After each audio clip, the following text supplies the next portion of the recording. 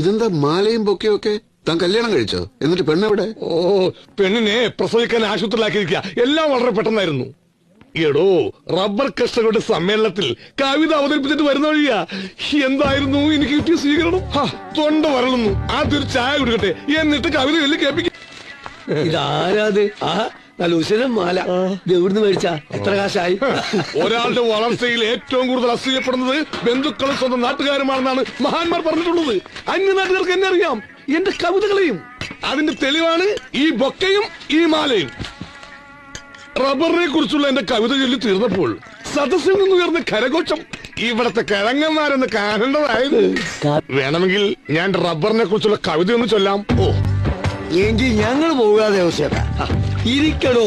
Tsunami ഭൂകമ്പൊക്കെ വന്നിട്ട് നമ്മൾ പിടിച്ചിരിക്കുന്നില്ലേ? താൻ വായിച്ചു പഠിക്കാം. സഖ്യമലയ്ക്ക് പൂരത്ത് കോടമഞ്ഞിൻ പട്ടെടുത്ത് മലയാളി വളർത്തുന്ന റബ്ബറുണ്ട്. പണ്ടി മലയാളി വളർത്തുന്ന റബ്ബറുണ്ട്.